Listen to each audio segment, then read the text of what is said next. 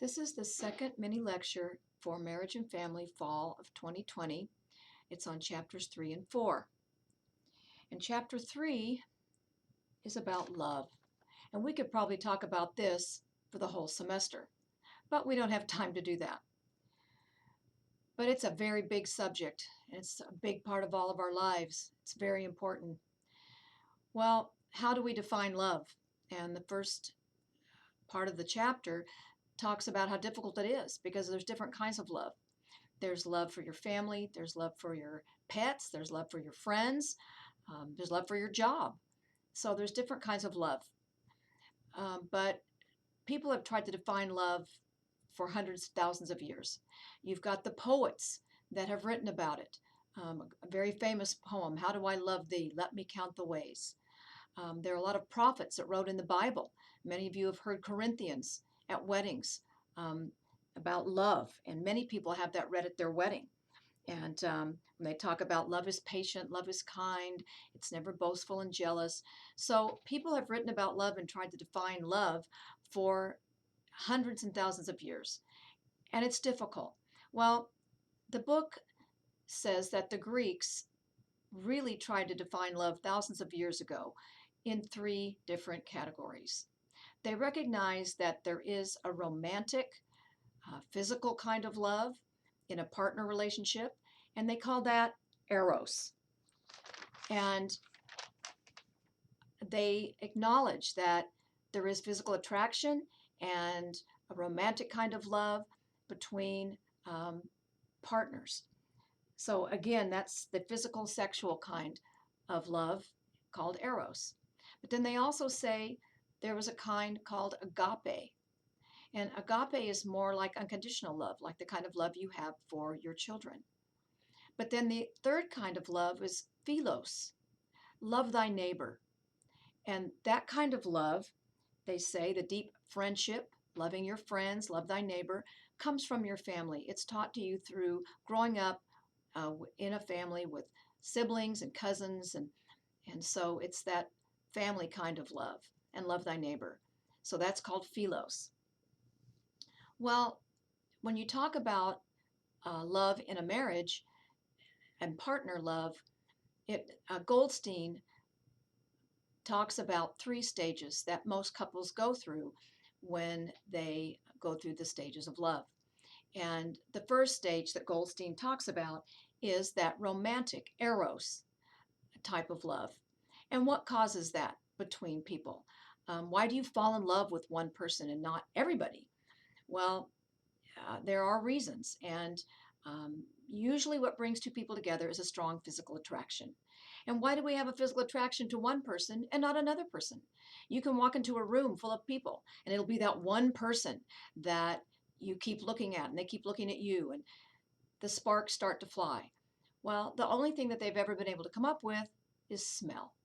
And I know that may sound kind of crazy, but they do know that we all have a very distinct smell. And that's why some perfumes will smell different on different people, because we all have our own body chemistry and our own scent. And so certain people are attracted to each other because of smell. And we all like different smells, and we really don't have control over what we like to smell and what we don't. That's almost an instinctual reaction. And I can tell you that if you talk to someone who's madly in love with somebody, they'll never tell you they hate the way they smell. That doesn't happen. You cannot be madly in love with someone and hate the way they smell. And that's why girls will love to wear their boyfriend's sweaters. And girls used to, when they would write letters during the wars, they would always put their perfume, because it is that smell that drew them together first. Now, if the person you feel is good looking or you have a lot in common, then obviously it causes more sparks. But they say the first spark is triggered by smell. And that's almost an instinctual thing. That's not something we have a lot of control over. Now, the hard part about that is, can we like the smell of a nice person? Well, of course. But can we like the smell of a bad person? Well, that happens too. And unfortunately, a lot of us are attracted to someone that may not be the greatest person, but the physical attraction is there, and so it's almost kind of a slippery slope because you can be attracted to someone that's a really good person, or you can be attracted to someone who's not. Can a really bad person smell good and kiss good and feel good? Yeah, they sure can, but that may not be someone you want to live with the rest of your life. So we have to be careful about romantic love. Frequently, because the physical attraction can be so powerful. And if you've ever had a strong physical attraction to someone, you know it can be so powerful that it blinds us. And that's why Goldstein says in that first stage, that romantic stage, which most couples go through first, they call it the rose-colored glasses stage because most of us are blinded. We have those rose-colored glasses on, which means that everything looks rosy. Everything looks good. Well, part of that is the strong physical attraction because that is very powerful. But the other part of that is when you first meet someone and you like them, you want them to like you back. So you're putting your best foot forward and they are too. So you're both putting your best foot forward and you're putting all the good things out. You're doing all these special things for each other. You're writing little love notes to each other. You're really showing them your best side. And but we all have our good side, but we all have a bad side too. But we're not letting that out yet. We're kind of holding that back. We're just putting our good side out first because we want to make sure that they really like us. And so in the beginning, we have that powerful physical attraction and we're putting our best foot forward and with each other. And so frequently it all looks perfect. We found the perfect person. Everything about them is perfect. Well, there is no perfect person.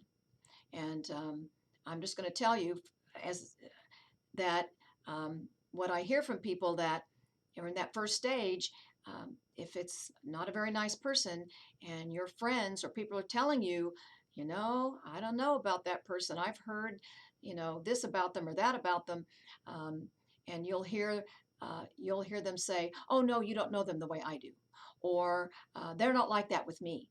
And the point is, the people on the outside may not have that strong physical attraction that's so powerful that's blinding you, and they see everything. They don't just see the good; they're seeing probably the whole picture.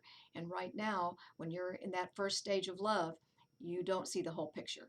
You just see the good and that powerful physical attraction, and that can blind us. So. Unfortunately, you can be attracted and fall in love with someone that's wonderful, a really good person. But unfortunately, we can be attracted to someone that is not such a good person. So that's why it's important to get into the second stage, and that's called disappointment. It doesn't matter how strong the physical attraction is, it's going to cool off, it's going to wear off. We cannot keep that level of excitement forever. And so as that begins to wear off, and as we begin to feel more secure with each other, we start to let down our wall a little bit. And so we may start to let each other see other things. Um, and you can't be on that pedestal forever. You can't put your best foot forward 24 hours a day for the rest of your life. So you begin to let the wall down and show other parts of yourself. And so suddenly you may have a little argument or a little disagreement, or suddenly they say something and you think, boy, that's crazy. And so suddenly you begin to see more about each other. And hopefully, you also begin to see each other's faults because we all have them. We all have good points, but we all have faults. But it's important to see each other's faults because if you're going to live with someone the rest of your life, you're going to live with those faults 24 hours a day forever. So it's probably a good idea to know what they are first. So it's really important to get into stage 2 and to start seeing each other for the whole picture, the good and the bad.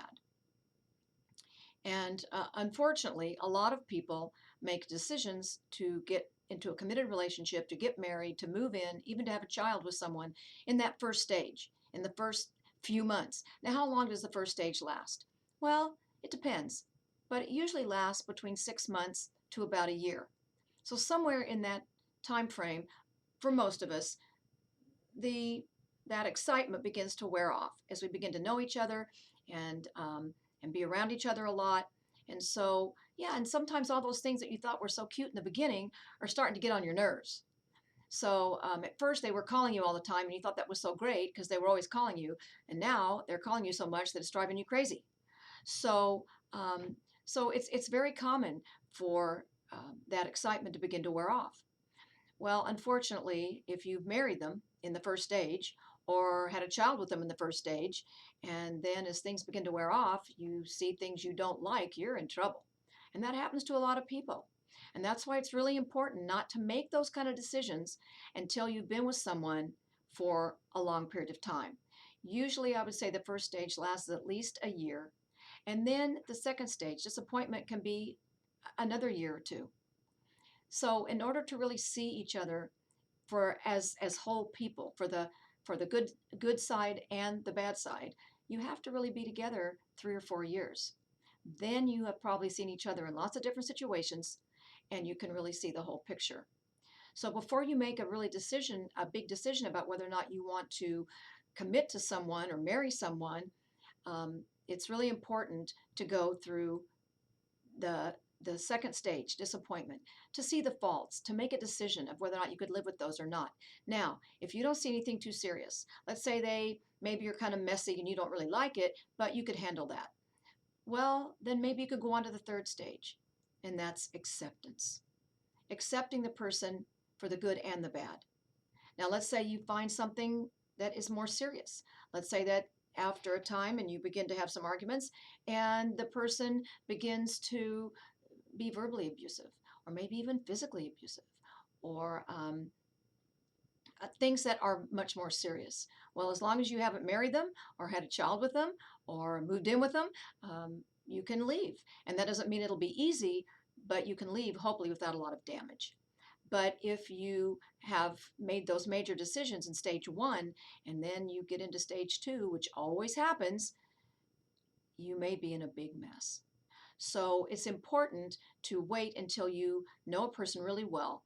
And that may mean 3 or 4 years before you make the final decision of whether or not you would want to marry them, stay with them the rest of your life, have a family with them, because you want to be able to see each other for who you really are. You want to be able to accept the good and the bad because you're going to be living with those every day if you choose to stay with them the rest of your life. So, getting through all three stages and taking the time to really get to know each other. And yes, the first stage is the most fun.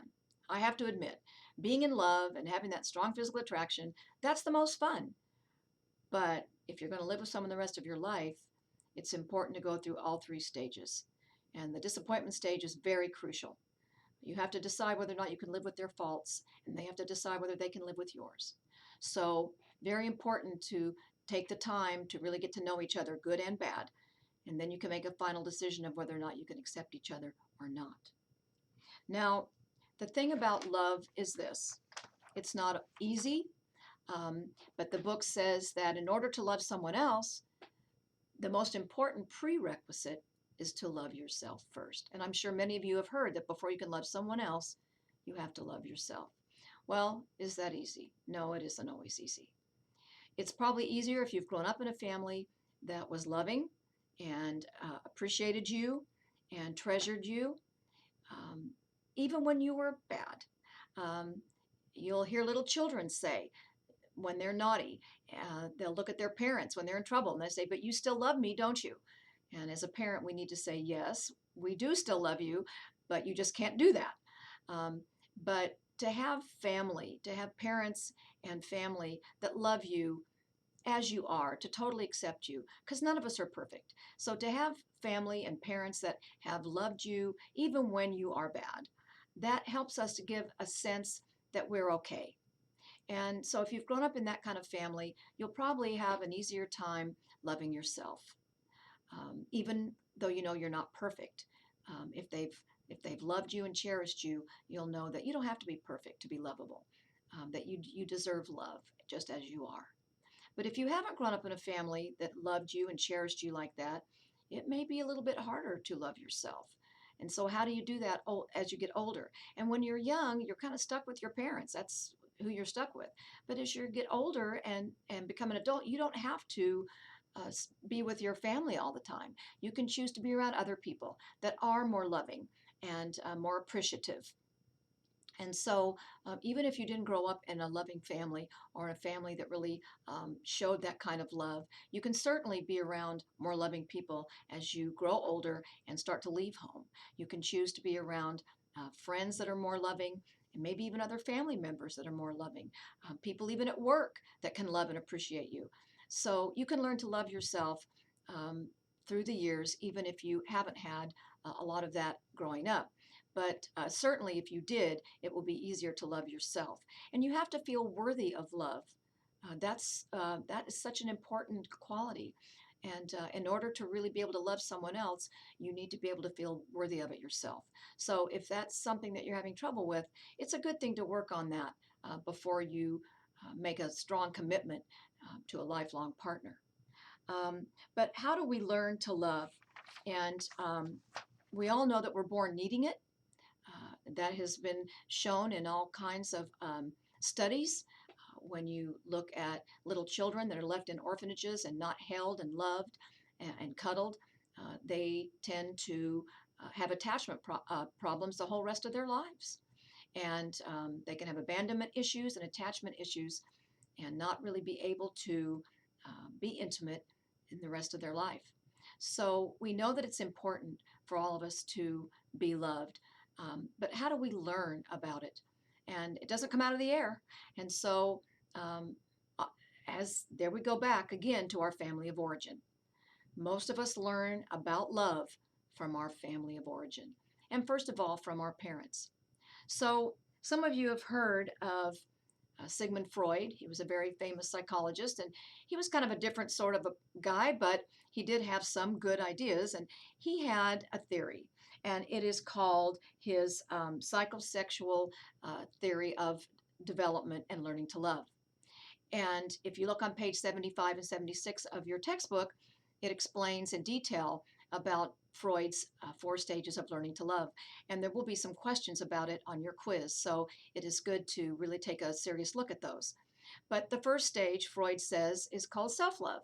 And if you're around children, you know, little tiny children from about 0 to 2, it's all about them. They put everything in their mouth, and it's all about what is happening to them.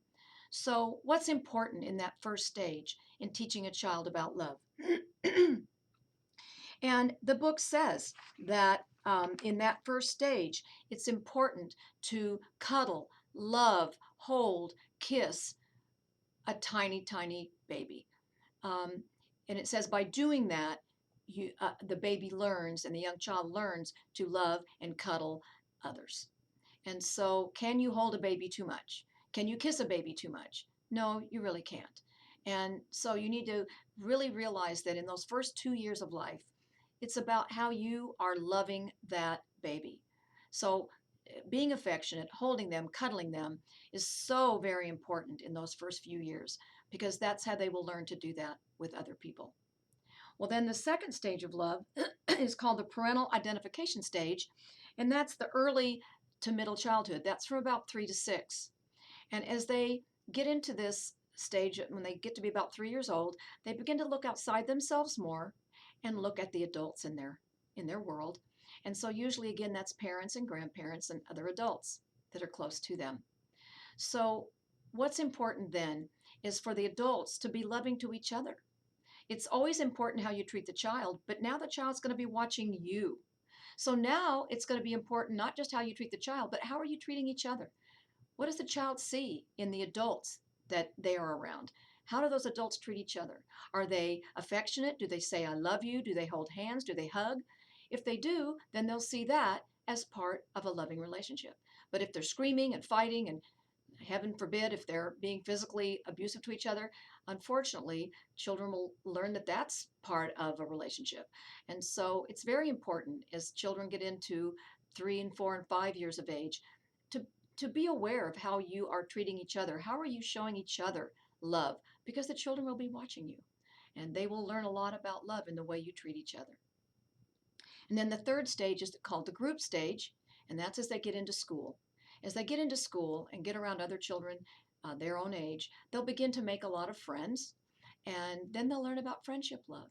And there's a lot of things they learn about love from their friends. They learn loyalty, um, and uh, friendship. Um, those are important things. What's important in friendship? One of the most important things is loyalty. And so they will learn about that loyalty and trust, and they will learn that from their friends. So, what's important in this stage is to try to steer your kids towards children that you know are from loving families. Be observant. Watch the other children that your children are uh, around and in the neighborhood or at school, and you kind of want to encourage them to be friends with children that you see are kind and loving and even affectionate in normal ways.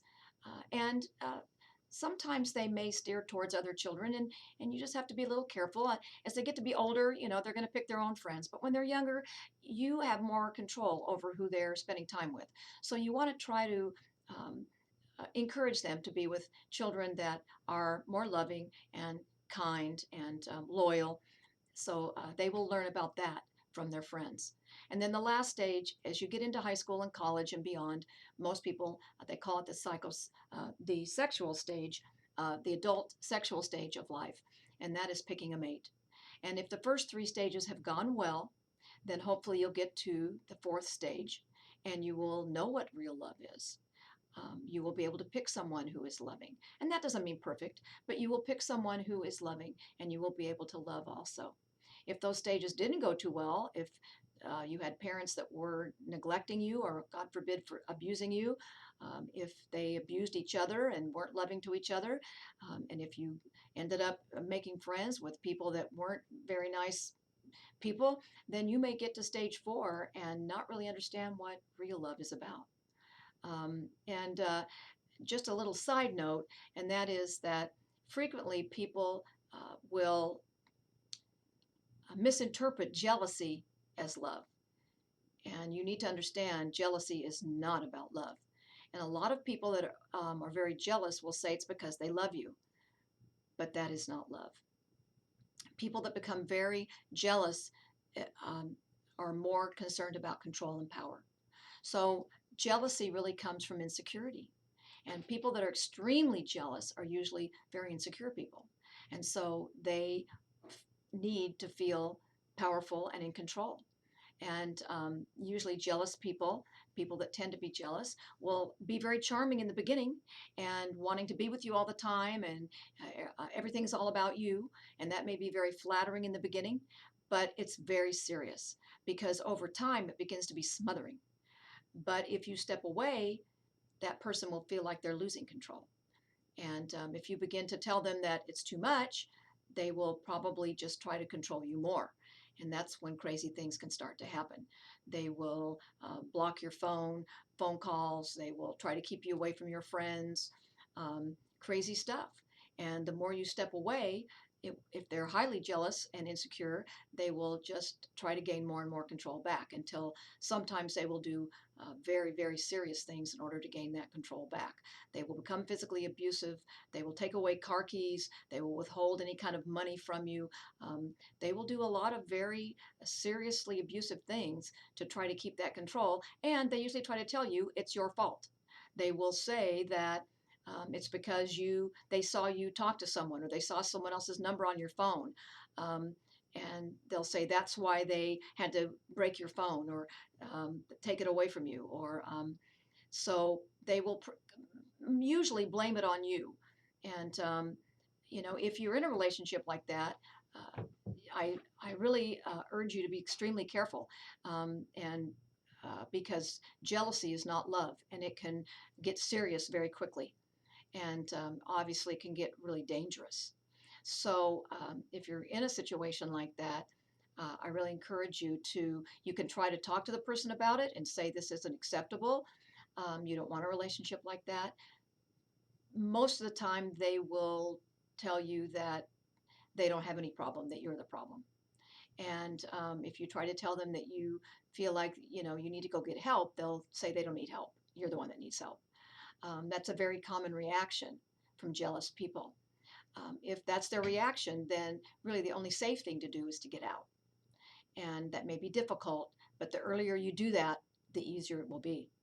If you let it go on too long, it can get extremely dangerous to the point where some jealous people will actually murder their partners rather than let someone else um, uh, be a threat. So, in other words, if I can't have you, no one else can. So, that can get extremely dangerous. So, and if you are a jealous person, it's time to step back and go, wait a minute, where's that coming from? Um, do I have insecurities? Am I afraid that maybe this person's going to leave me? And most of the time, um, when a person is very jealous and blaming you, basically they were very insecure before you ever came along. So jealous people usually have those difficulties long before you ever came into the picture. Uh, Now, if they've walked in on you and their best friend having sex, well, then obviously they have a reason to be jealous. But most of the time, that isn't what happens. And most of the time, they're accusing you of things that you haven't done, or insinuating that you're doing things that are quite innocent. So basically, just as a side note, just uh, remember that jealousy is not love. And especially if it becomes abusive, that isn't love.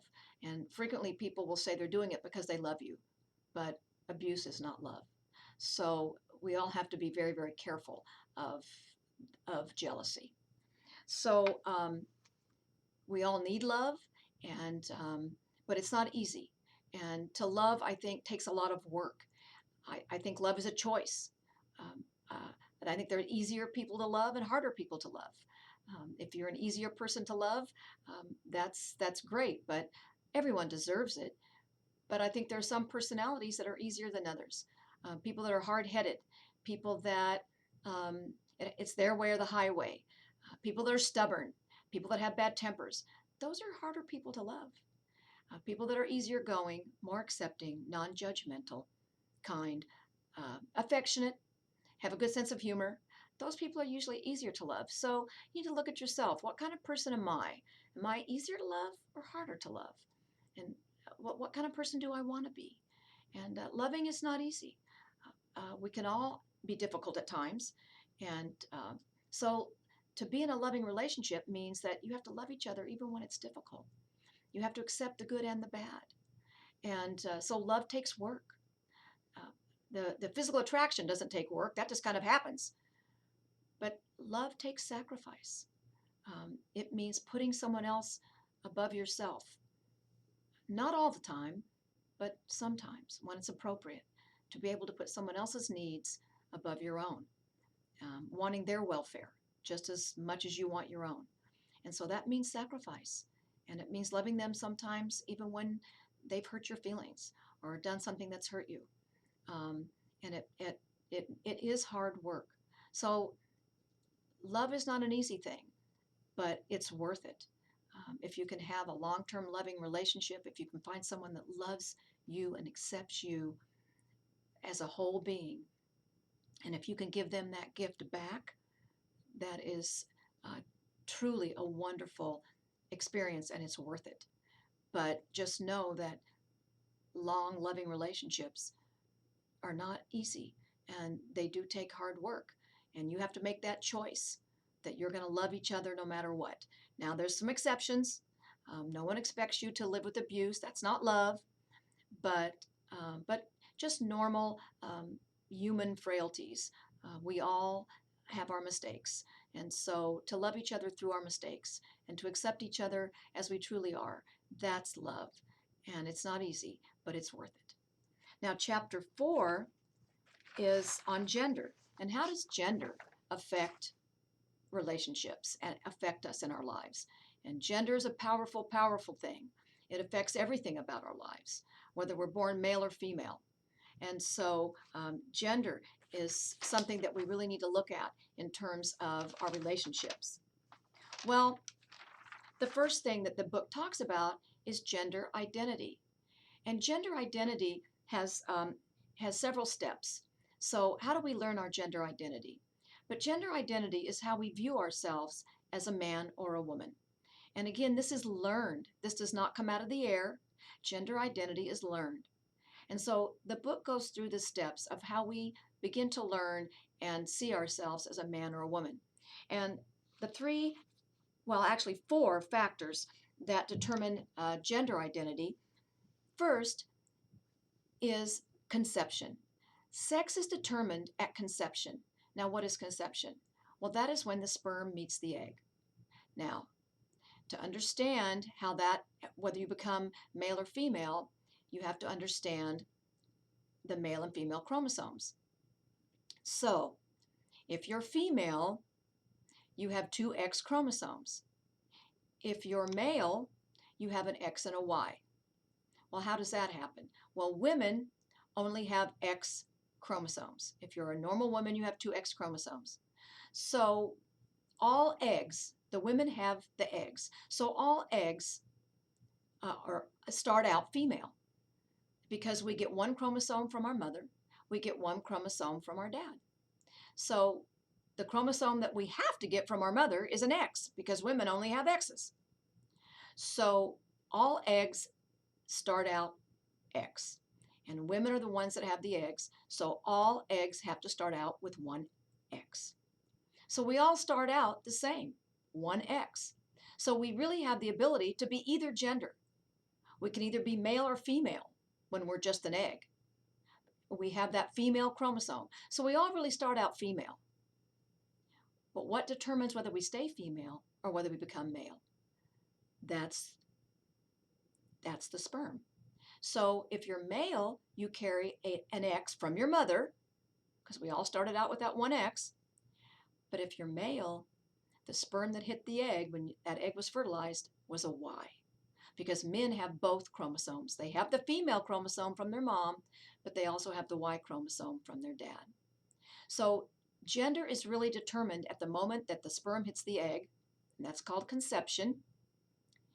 And if the sperm carries an X, then it will match the chromosome that's already in the egg, which is an X, and you'll have two X's. But if the sperm brings the Y, then you will have XY, which then gives us to the next step, which is the hormones. If you have two X's, the female hormone will now be secreted into the embryo, and that will cause the female body to begin to develop. But if the Y chromosome goes into the egg, then you will now have the male hormone start to go into the embryo, and that is testosterone. So then the boy body begins to develop. So the first stage is conception, and the Y sperm is really what determines whether you become a male or whether you stay female. It's determined by the Y chromosome. So if you have two X's, then the female hormone begins to go into the embryo, and the girl body starts to develop. If the Y goes into the egg, then you have XY, and then more testosterone goes into the embryo, and the boy body begins to develop. And then the last stage is you're born. After 9 months, hopefully, with a normal pregnancy, you're born, either male or female. Now, there are exceptions. There are babies that are born with both sets of sex organs. That is very rare, but it does happen, and they do talk about that in the book. They used to call them hermaphrodites, but they have new terms for them now. But usually what happens in that case, and I'm not a geneticist or a doctor, but normally you have some chromosome difference. You have extra chromosomes of some kind. And so then both, when you have extra chromosomes, then you may have a lot of the female hormone as the embryo develops, but you also have a lot of the testosterone. And so you have both hormones in high levels, and then you can have both sets of sex organs develop. So that's a very difficult situation. A lot of those babies, the parents don't know how to raise them. What they do now today is they normally wait until the child is a little bit older, because normally one gender is more dominant than the other. In other words, when a child begins to get older, you'll notice that even children that are born with both sex organs, usually one is more pronounced. And so that usually is the gender that starts to uh, be more obvious. And so you don't really know that as a baby. So they try not to make that decision as a baby. But as children get older, if one gender begins to be more obvious, then they can talk to the child, to the parents, about whether or not they want to go through surgeries and those type of things. But normally, if we're a normal male or female, uh, that is obvious at birth. And at that point, now society is going to start teaching us what's appropriate behavior, the appropriate role for a girl, what's the appropriate role for a boy. And even as little babies, they actually have found that mothers will hold girl babies more. They talk to them more. They tend to put little boy babies down more often, and they don't communicate with them as much. So even as little babies, we tend to relate to um, female babies and male babies differently. And we may say we don't, but when they videotape women with babies, they find, lo and behold, that they do. So even as tiny babies, we begin to relate differently to males and females. Well, how does that affect all of us? Well, what is the role of a female in our society? And in most societies, the role of women is to be a follower, to be kind, to be emotional is okay, to be sensitive, um, and to even maybe be weaker. Um, to and what's the role of the male? In most cultures and societies, the role of a male is to be strong and to be less sensitive, to be a leader, to be more aggressive, to be unemotional. So, in a way, we're almost taught our roles to be opposite. And in fact, they even call us the opposite sex. But are we really that different? I mean, we all have two eyes, one nose, two hands, 2 feet, a heart, uh, two kidneys, a liver. We have so many things that are the same. Yes, our sexual organs are different. And testosterone in men does give them more muscle mass than most women. But in so many ways, we're similar. But yet we're taught that we're very different. We're different in some ways, but not in every way. But society has always given more respect and more power to the male role than the female role. And that's the problem. Because really, if you think about it, there's times to be kind, there's times to be emotional, maybe there's even times to be a follower and let someone else lead. But then there's times to be strong, and there's times to be a leader. So there's really times for all of us in which the qualities of both roles can be very, very important. Um, well, for people that have both roles, someone who possesses some of the qualities of the male and female role is called androgynous. So that would be a woman that could be kind, emotional, sensitive, but she could also be powerful and strong and a leader. And it could be a man that is a leader and strong, but he can also be sensitive and emotional at times. So androgynous means that a person can possess some of the personality traits of both genders. Um, Now, if you look at that term, androgynous, the book says that it's probably easier for women to take on the traits of both roles than it is for the man. In other words, if a woman is a strong leader, she kind of gains respect because the male role is more respected. So she will gain respect. But if a man starts to be more gentle and sensitive and emotional, he kind of loses respect because that isn't the female role isn't as respected. And so that's the problem. In most societies and cultures, the male role is more respected and has more power than the female role. But if you think about it, the qualities of both roles are really important. But unfortunately, that isn't how most of us are taught. We're still taught that the male role is more respected. So therein lies the problem, and it tends to bring a lot of imbalance in male-female relationships. So that can affect our personal relationships, but affects us in a lot of other ways too. Um, so the book talks about something they call role equity. And role equity is a term that they say if we can reach role equity, then the roles that we have as men and women will be determined by our true strengths and weaknesses rather than those expectations and stereotypes that we've been taught. So, in other words, it means that the choices that we make will be the choices based on what we truly want to do or our own strengths and not what society tells us to do. Now, unfortunately, today we still are very influenced by society. And we can say that we're not, but we are.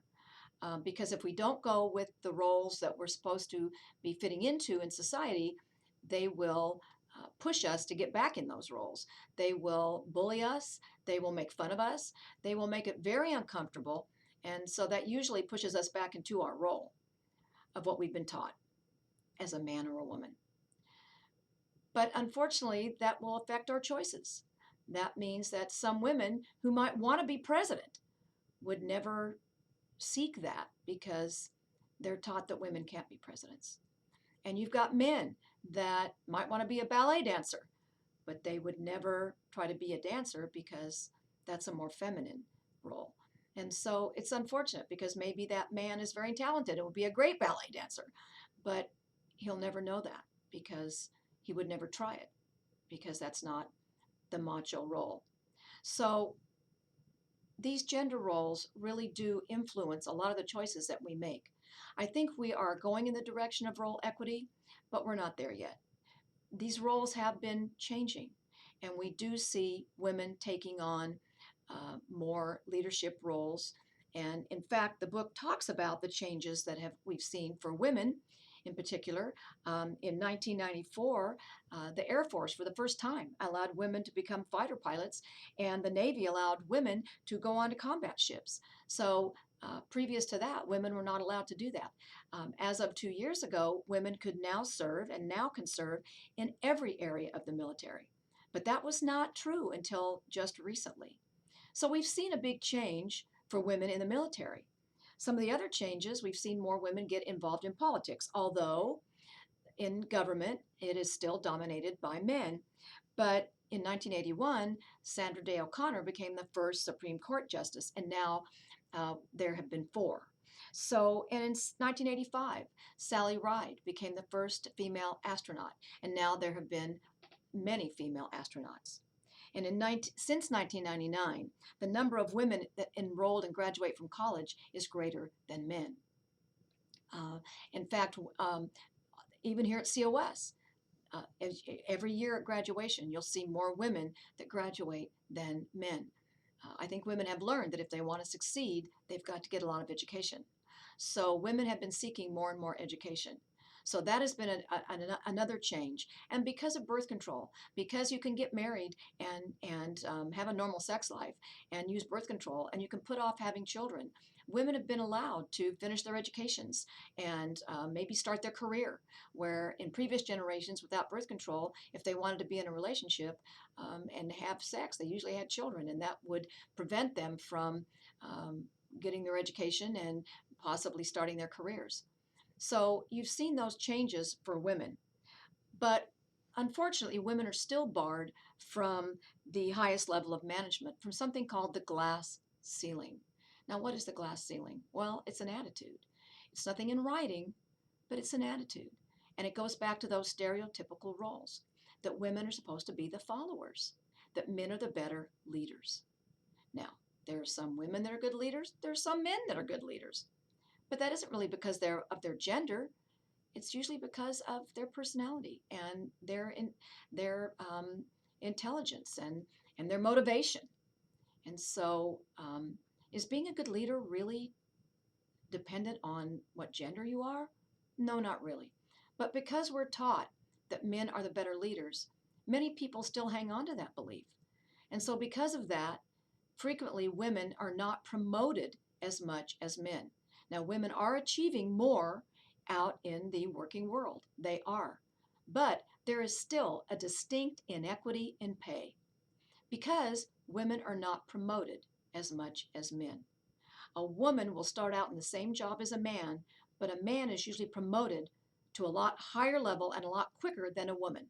So over her lifetime, most women do not make as much money as a man because he tends to get promoted to higher levels much faster. So over his lifetime, usually men do end up making more money. So unfortunately, that does still affect women when it comes to pay. So there is still a distinct inequity because of the glass ceiling. But there are changes for men also. Um, some of the changes for men are that because women are working, they don't have to take on the whole financial burden. They do get help now. They can share that.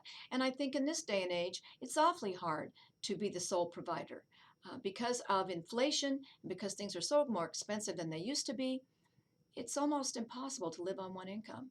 So, it's probably an advantage. And I think most men today would prefer their wives to work and to help with the bills and with the finances. So that can be a big stress off of men because to be the sole provider is hugely stressful. So that can be an advantage, and that is a plus for men. But also the fact that um, because women are working and they don't have to be the sole provider, they have a little bit more time to spend with their children. They don't have to work overtime, maybe they'll have to work two jobs. And so it allows them to be home a little bit more. And because women do work sometimes, dad does have to be the one to cook dinner, take them to school. And so over the last few generations, you've seen men much more involved in their children's lives. And that's a wonderful thing for the children and for the fathers. So that can be a really good change that has happened also. So there are some changes for men, but I think there do need to be more changes. I think it would be wonderful if we could see men that felt comfortable being sharing their emotions, because we all have feelings, we all have emotions, but unfortunately, men have been taught to hide them. What men have been taught is to be strong and silent, and that is a very common role for men. Well, yes, I guess there's times to be strong and there's times to be silent, but not all the time. And so I think men carry a huge burden on them to try to fulfill the male role. They are pretty much put in a very small box. And if they try to step out of that box, the repercussions from society are huge. Now, women will get a reaction, but not as strongly as men. So men definitely get the strongest reaction when they cross the gender lines. So I know sometimes we think it's been hard for women because they haven't had the political power, they haven't had the earning power, although we're getting better. But men have a horrible road. That is a huge role to have to be strong all the time, to never show emotion. Men have missed a lot because of trying to fulfill that male role. So we may think that being a woman is difficult, but I truly believe in my heart that being a man is probably more difficult. That's a very difficult role. It's very, very hard. And that's why a lot of men die younger. They frequently say that women, and some people say that women are the stronger sex. Why are we stronger? Well, they say we're the stronger sex because, number one, the X chromosome actually is a stronger chromosome, and women have two. And so men only have one. And the X chromosome tends to protect women from heart disease and other genetic problems. Men only have one X chromosome, and the Y chromosome tends to be a little bit weaker and more susceptible to genetic problems. So that's one reason why men die younger. But the other reason is because they hold their emotions in. And when you hold your emotions in all the time, you get heart disease, you get hypertension, high blood pressure. And so a lot of men have all kinds of health problems because of the male role. And they don't want to ask for help. Frequently, women will go to the doctor more often if they're sick, if they don't feel well. And men will say, I don't need a doctor. And so they will wait and put it off until it's too late.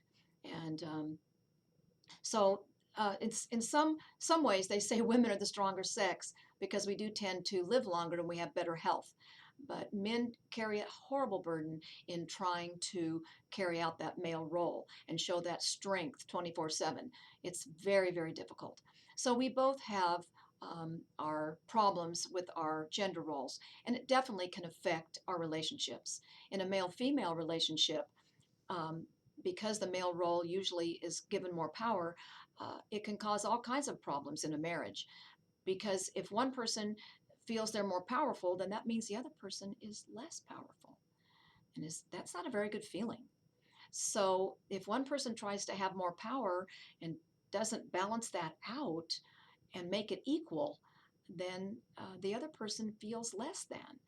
And that usually is not a good feeling. So they'll try to gain power in other ways. In the male female relationship, um, there's one power that women have, and that is the sexual power, because sex can only happen, or should only happen, if a woman allows it. And if she says no and the man does it anyway, it's rape.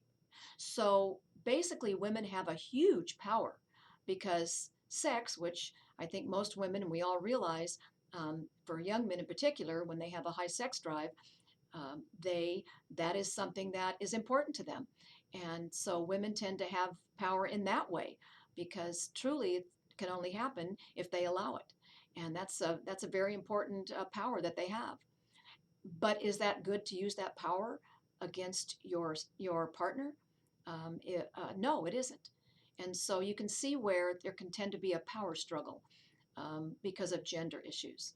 And that can happen in a lot of male-female relationships. If a woman feels like she can't get power in one way, she'll try to get it in another way, and that's not good. Um, and so basically, gender can really affect our relationships, and those gender roles can really influence the male-female relationship in particular. So. Um, it's really important to try to balance and be equal. They do know that people tend to have much healthier relationships, friendships, marriages. They're all healthier if people feel more equal. So, unfortunately, in our society, the gender roles are not equal. The male role is still considered to be more respected and have more power. And hopefully, we are uh, going towards a balance and to role equity, and so that we can all feel that we are equal and we can make choices for the right reasons, and we can have healthier, more balanced relationships. So that is our goal. We're not there yet, but hopefully we're on our way. So that is chapter 4. And again, if you go over the outlines and watch the video, you should do very well in your next quiz.